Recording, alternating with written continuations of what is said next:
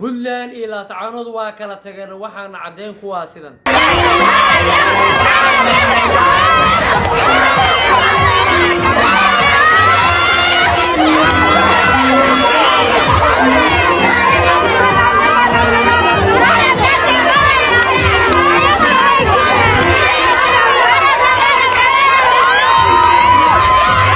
sida imika daawanaysan waa fagaaraha weyn ee Garowe oo xalay 27 sanad guuridii ka soo wareegtay Puntland lagu dabaaldegayay lagana diiday in laga daaro heesa Sooley taasna waxay ku cadeynaysaa in la kala tagay labada maamulna waxba isku weyn maadaama heesa Sooley ahayd hees weyn oo caan ah isla markaasna fagaarayaasha waaweyn laga daaro Laascaanood loogu dabaaldego isla markaasna lagu muujin jiray in la garab taagan yahay laakiin waxa soo baxday xalay in fagaaraha Garowe laga diiday in heesa laga daaro daawadeel waa ku duustaagi doona dhanka kalena madaxweynaha maamulka Puntland xalay shirkii soo gabagaboobay ee maamulka waqooyi bari lagu dhisay isagana ma soo hadal qaadin oo kaliya wuxuu ka hadlay arrimo kale oo xasaasi ah ayuu ka hadlay iyana waa ku duustaagi doona dhamaantii soo dhawaad muuqaalka laga dhaw soo share gareeya aragtida halka ay ugu leedahay channelka ta ku cusubtana subscribe leh si maalmaad oo shawarka ugu dambeeyay guudaan dalka iyagu degdega waata daawadeel sida imika hordhaca ku daawaneyseen heesi Sooley waa laga diiday xalay fagaaraha Garowe in laga daaro waa laga diiday oo shacabka reer Garowe waxay muujiyeen in maamulka Puntland garab taagihiin yihiin dad dhig leh yihiin ayay muujiyeen waxayna sheegeen in heesa Sooley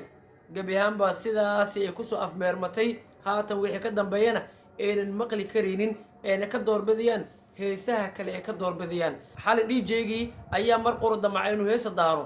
kadibna waxa dhacday sidan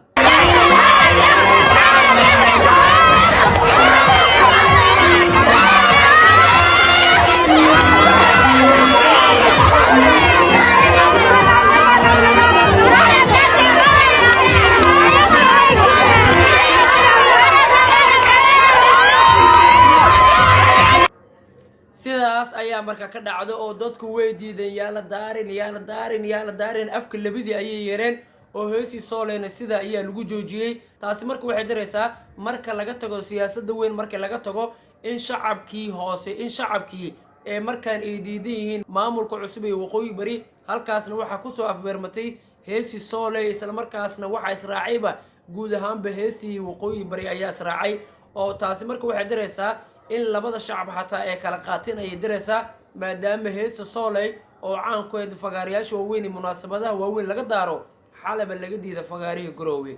dhanka kalena madaxweynaha maamulka Puntland maba soo hadal qaadin dhismaha waqooyiga bari sidoo kaleba arrimahaas in maba soo hadal qaadin oo kaliya xalay 14 daqiiqo khudbad ahayd kaliya wuxuu kaga baxay hambali ku aadneed asaaska Puntland iyo sidoo kalena argagixisada ciidanka la dagaalamay iyo sidoo kale dawladda dhexe arrimaha dagaalada horumaraysa kaliya waxyaabahaas ayuu kaga baxay oo sidoo kale maba soo hadal qaadinba waqooyiga bari maba soo hadal qaadinba maamulka waqooyi bari maba soo hadal qaadin iyana waxay diraysaa